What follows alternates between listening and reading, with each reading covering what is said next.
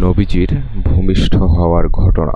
নবীজির ভূমিষ্ঠ হওয়ার ঘটনা মা আমেনা এভাবে বর্ণনা করেন, যখন আমার প্রসব ব্যথা শুরু হয় তখন আমি ঘরে একা ছিলাম।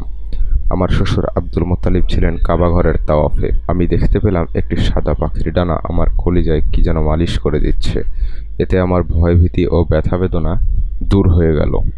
এরপর দেখতে পেলাম এক গ্লাস শ্বেত শুভ্র শরবত। আমি ওই শরবতটুকু পান করলাম। অতঃপর একটি ঊর্ধ্বগামী নূর আমাকে আচ্ছাদিত করে ফেলল। এ অবস্থায় দেখতে পেলাম আবদে মনাফ বংশের মহিলাদের চেহারার বৈশিষ্ট্য এবং খেজুর বৃক্ষের ন্যায় দীর্ঘ দেহধারী অনেক মহিলা আমাকে বেষ্টন করে বসে আছে। আমি সাহায্যের জন্য ওয়া গাওয়াস বলে তাদের উদ্দেশ্যে বললাম, আপনারা কোথা হতে আমার বিষয়ে অবগত হয়েছেন? উত্তরে তাদের একজন বললেন, আমি ফিরআউনের স্ত্রী বিবি আসিয়া। আরেকজন বললেন, আমি ইমরান তনয়া বিবি মরিয়ম এবং আমাদের সঙ্গিনীগণ হচ্ছে বেহেশত হতে আগত হুর। আরও দেখতে পেলাম অনেক পুরুষবেশী লোক শূন্যে দণ্ডায়মান রয়েছে। তাদের প্রত্যেকের হাতে রয়েছে রূপার পাত্র।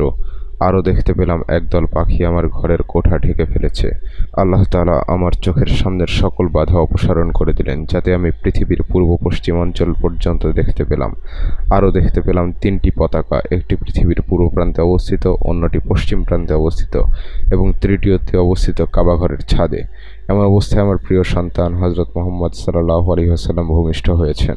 হযরত ইবনে আব্বাস সূত্রে মাওয়াহেবে লাদুন্নিয়া, খাসায়েস কুবরা ও তরিকুল খামিস গ্রন্থে আল্লামা জালালউদ্দিন সৈয়দী রাহমাহুল্লাহ আলাইহি বিবি আমেনা রাহমাহুল্লাহ আলাইহি এর একটি বর্ণনা এভাবে লিপিবদ্ধ করেছেন। বিবি আমেনা বলেন, যখন আমার প্রিয় পুত্র ভূমিষ্ঠ হলেন তখন আমি দেখতে পেলাম তিনি সেজদায় পড়ে আছেন।